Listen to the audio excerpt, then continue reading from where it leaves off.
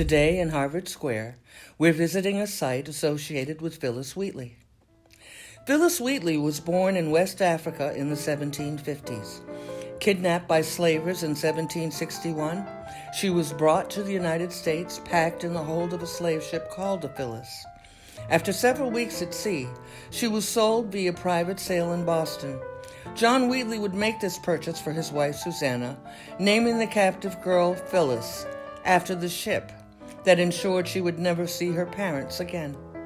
Almost immediately, Susanna and her daughter realized the exceptional intelligence in their traumatized new housemate and began to tutor her in English at first, but then in Greek and Latin. Within a few years, Phillis could read and write as well as any educated Bostonian. At approximately age 14, she would write her first poem for later publication entitled "To the University of Cambridge in New England," which expressed admiration for the students of Harvard and their pursuit of the study of God. Attending church with the Wheatley family, she grew devoutly religious. She continued to write poetry, most often praising a subject of her choosing. Although she generally avoided the topic of slavery in her poetry, she would occasionally remind readers of her plight in subtle ways.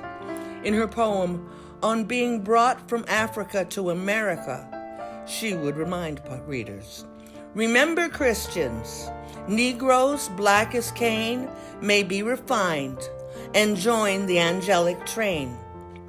Her poetry was made public, though not formally published, as the racism prevalent in the British colonies cast doubt on her authorship. Dubious that a black enslaved woman could write with such eloquence, a panel of scholars was organized in 1772 to interrogate Phillis on the true source of her writings. Among the members of this panel were colonial governor Thomas Hutchinson, former stamp collector Andrew Oliver, and wealthy merchant John Hancock. After speaking with Phillis, they ruled in her favor.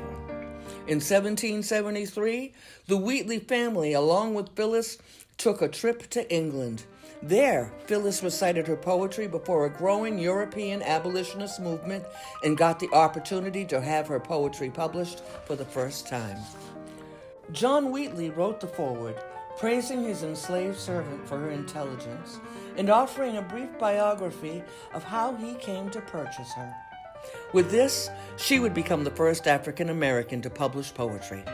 Upon her return to the colonies, the popularity of her poems, pressure from British friends, and a rising American sentiment of justice and liberty incited the Wheatleys to formally emancipate Phillis in November of 1773.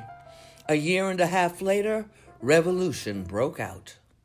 Perhaps her most famous poem was written as an ode to General George Washington, whose headquarters in Cambridge were just a few miles from Phillis' residence in Boston.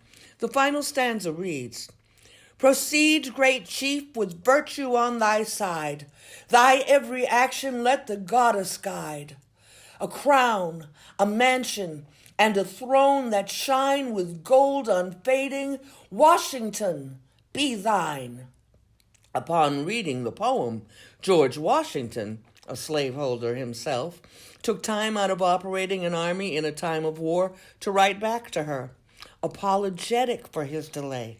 He finished a letter from his Brattle Street mansion headquarters with an invitation. "If you should ever come to Cambridge or near headquarters, I shall be happy to see a person so favored by the muses and to whom nature has been so liberal and beneficent in her dispensations. I am, with great respect, your most humble servant, G. Washington." In 1778, both John and Susanna Wheatley passed away, leaving Phillis without a lifeline or a source of income.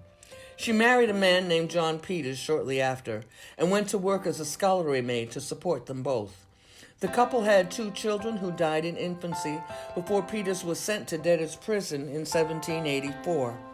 Tragically impoverished and pregnant at the time, Phillis would give birth to their 3rd child alone and in debt.